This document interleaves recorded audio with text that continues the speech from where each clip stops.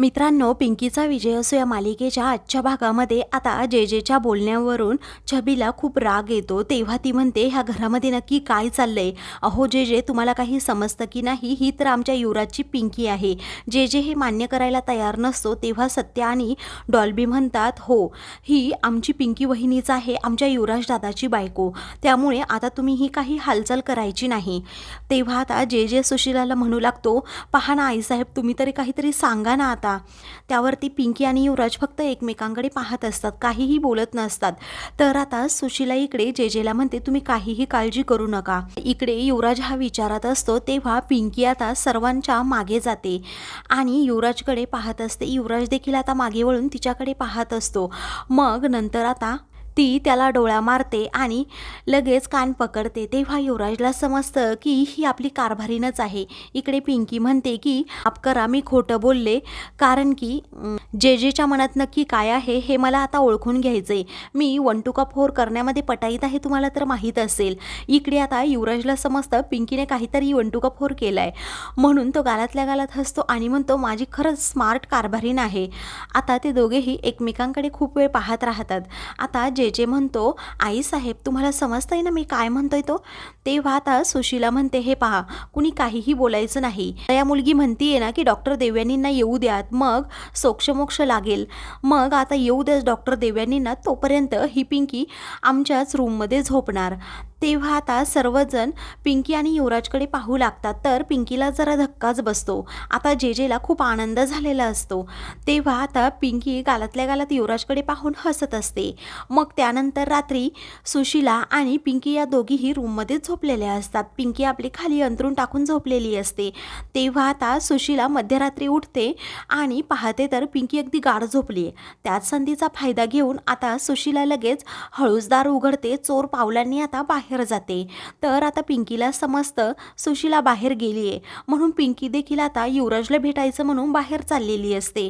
इकडे आता Sushila main door open करते आणि बाहेर जाते, कारण तिला बापूसाहेबांना कॉल करायचा असतो. इकडे पिंकी जिन्यावरून खाली येते. तर दुसऱ्या जिन्यावरून आता जेजे खाली येत असतो. ही गोष्ट तिला समजते. पिंकी आता धावतच डायनिंग टेबल खाली जाऊन लपते. तेवढ्यातच तेथे जेजे येतो. त्याला समजतं कुणीतरी इथे आहे, पण तो काहीही बोलत नाही. तो गुपचूप पाणी घेतो. त्याच्या हातातून आता ग्लास खाली पडतं. तो खाली वागतो. इकडे पिंकी स्वतःच्या तोंडावर हात ठेवते. जेजेने पाहू नये यासाठी तिची धडपड सुरू असते. काही वेळाने आता जेजे हा पाणी पितो आणि तेथेच बसतो. तर आता त्याचं लक्ष नसताना पिंकी पटकन बाहेर येते. तर सुशिला आता तेथे बापूसाहेबांना कॉल करत असते. पिंकी बरोबर तिला पाहते आणि म्हणते, बापरे सासूबाई, इथे कुणाच्या फोनची वाट पाहत बसले आहेत काय माहीत. जाऊ द्यात, अगोदर मला धनींना भेटायला हवं. म्हणून आता ती युवराजच्या रूमकडे चाललेली असते. सुशिला बापूसाहेबांना कॉल करते, परंतु ते झोपलेले असतात. आता सारखाच फोनचा आवाज येतोय म्हणून त्यांना डिस्टर्ब होतो. ते झोपेतून उठतात. कॉल घेत म्हणतात की काय सुशिला देवी, हो मी गाढ झोपेत होतो, काय एवढं काम होतं? तर ती म्हणते, दिवसभर ती पोर माझ्या बरोबर होती, त्यामुळे फोन करायला नाही जमला, पण इथे तर वेगळंच काहीतरी चित्र घडतंय. युवराज आता सिद्ध करण्याचा प्रयत्न करतोय की हीच माझी पिंकी आहे. त्यासाठी तो डॉक्टर देवयानींकडे गेला होता, पण त्याच गायब आहेत. हा बापूसाहेब म्हणतात, काय म्हणालात, डॉक्टर देवयानी गायब आहेत? तेव्हा आता तुमच्यासारखं राजकारण कोणीही खेळू शकणार नाही. तुम्ही तिथे बसून डॉक्टर देवयानींना गायब केलं, असं आता सुशिला म्हणते. त्यावरती बापूसाहेब म्हणतात, खरंच सांगतोय, मी शपथ घेऊन सांगतोय, मी तिला गायब केलेलं नाहीये. तेव्हा आता मग कोण गायब करू शकतो असा प्रश्न सुशिलाला पडतो. बापूसाहेब म्हणतात, मला माहिती आहे त्या जेजेनेच गायब केले. तेव्हा तो एवढाही हुशार नाहीये, तो लेचापेचा आहे आणि पाड्याचा लिलाव झाल्यापासून इथेच आहे असं सुशिला म्हणते. तेव्हा दिसतं तसं नसतं असं बापूसाहेब म्हणतात. दुसरीकडे पिंकी आता युवराजच्या रूमजवळ जाते आणि खिडकीतून त्याला धनी धनी असा हळूच आवाज देत असते. सुशिला आता खूपच प्रश्न विचारू लागते. बापूसाहेब म्हणतात, मी तुम्हाला फक्त एकच काम सांगतोय, ते काम करा. तर तुम्ही जेजेला इकडे बोलवा, मला अगोदर त्याच्याबरोबर बोलायचंय. आता आपल्या घरात जी पिंकी आहे ना, ती तोतया पिंकीच आहे असं सर्वांना भासवू द्यात. तेव्हा आता हे नाटक करत असंच राहायचं का, सुशिला विचारते. अजून एक गोष्ट तुम्हाला विचारायची होती की कशावरून हा जो जेजे आहे तो आम्हाला घराबाहेर काढणार नाही. त्यावरती आता तो नक्कीच तुम्हाला घराबाहेर काढू शकतो.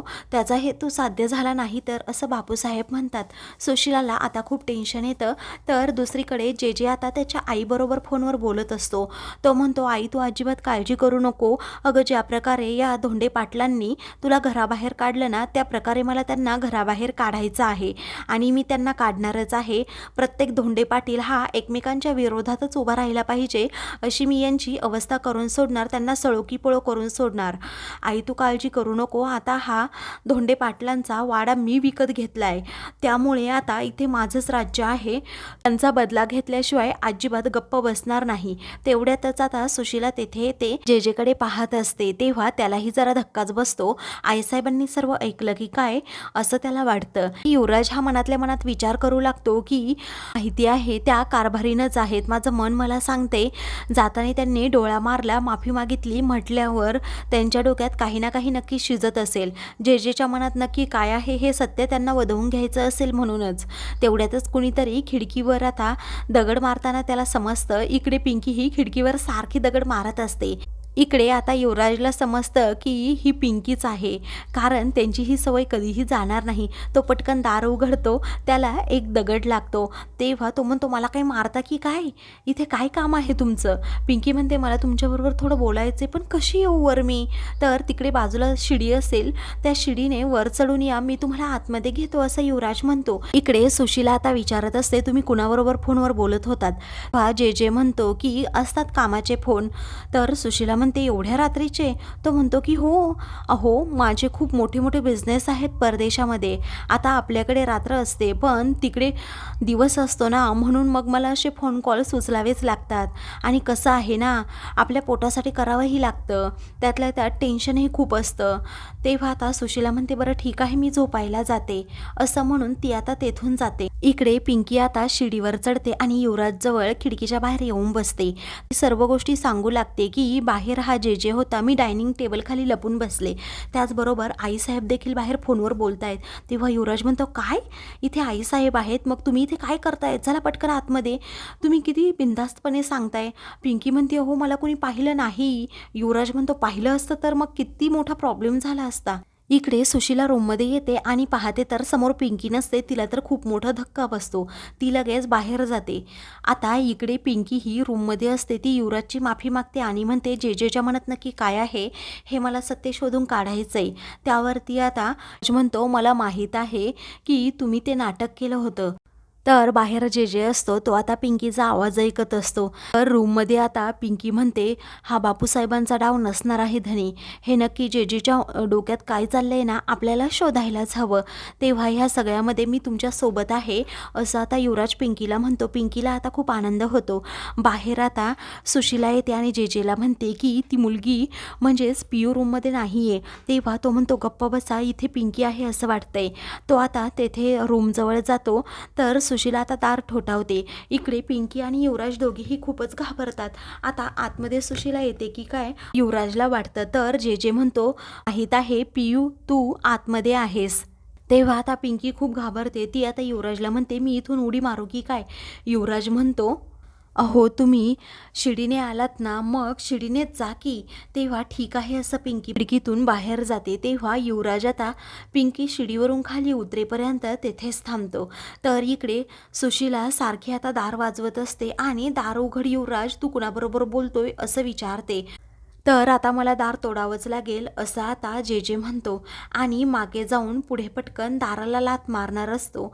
तर आता सुशिला खूपच घाबरते. तर मित्रांनो, पुढील भागामध्ये पिंकी आणि युवराज मिळून एक प्लॅन करतात की जेजेला अद्दल घडवायची, म्हणून पिंकी आता झणझणीत अशी मिसळ बनवते आणि जेजेला म्हणते, खास मी तुमच्यासाठी बनवली आहे.